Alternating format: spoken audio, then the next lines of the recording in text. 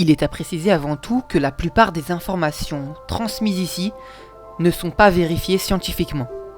Il est important de mentionner que beaucoup d'hypothèses sont remises en cause par les découvertes scientifiques. La vallée des temples est en fait un site archéologique exposant les vestiges des temples de la colonie grecque Akragas, qui prend le même nom que le fleuve longeant Agrigente. La vallée des temples est entourée d'une muraille de 12 km. Au milieu du 5e siècle, avant Jésus-Christ, elle possédait plus de temples qu'il n'y en a sur l'acropole athénienne, c'est-à-dire l'endroit le plus haut et sécurisé de la ville d'Athènes, servant de refuge en cas d'attaque. La charmante ville d'Agrigente, que l'on connaît aujourd'hui, s'appelait en fait au départ Akragas, et a été peuplée par une tribu qui portait le même nom que la ville.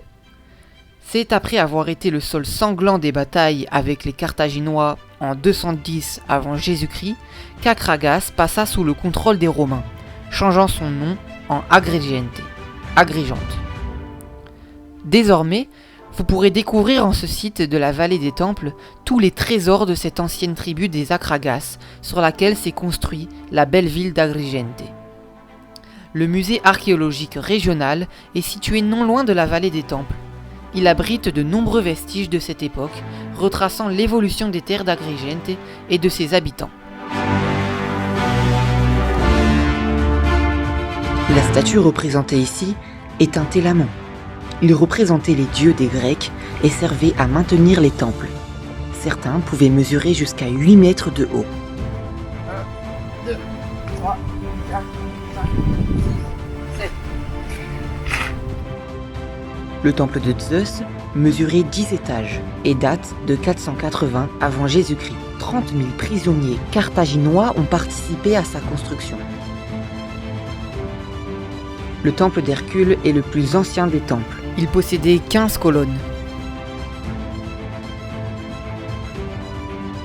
Attaquons-nous au temple de la Concorde. Il s'agit du temple le mieux conservé de l'Empire. L'empereur Tibère déclara en 391 après Jésus-Christ que tous les temples qui n'étaient pas des églises chrétiennes devaient être démolis. Heureusement pour lui, le temple de la Concorde a été réhabilité en église chrétienne et sa structure est restée intacte pendant 25 siècles.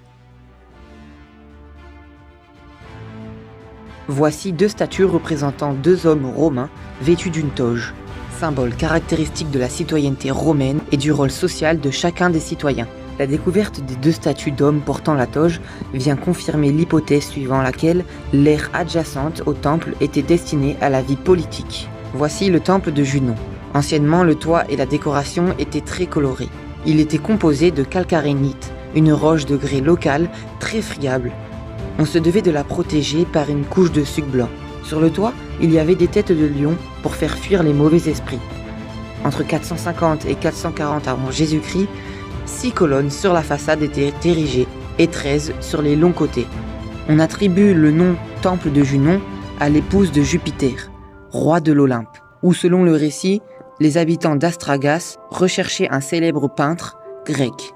Avant de se mettre à l'ouvrage, l'artiste demanda à 50 jeunes filles nues de poser dans le temple de Junon.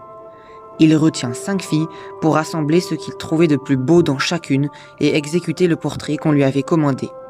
Peut-être que ce portrait qu'on avait demandé au peintre représentait Junon. C'est ainsi que l'on nomma le temple de Junon, reine de l'Olympe. En ce qui concerne les techniques de construction des temples, les énormes blocs de calcaire étaient extraits dans les carrières locales. L'ordre dorique a subi une évolution stylistique, passant des formes trapues et puissantes de la période archaïque à celles plus équilibrées de la période classique.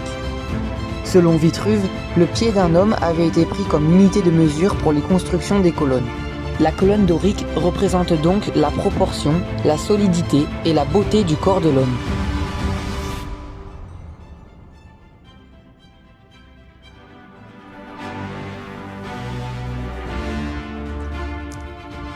Dans la religion grecque, le sacrifice d'animaux offerts aux divinités jouait un rôle fondamental.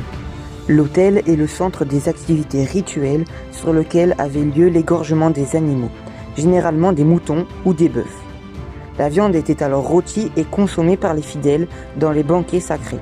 tandis que la graisse était brûlée sur l'autel de façon à atteindre les divinités du ciel, grâce à la fumée. Les autels avaient des formes et des dimensions différentes selon les divinités auxquelles ils se rapprochaient. Généralement, les sacrifices destinés aux dieux de l'Olympe se tenaient durant la journée.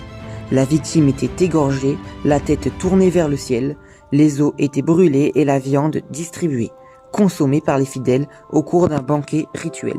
Toutes les entrées des temples sont dirigées vers l'est pour qu'ainsi les premiers rayons de soleil y pénètrent.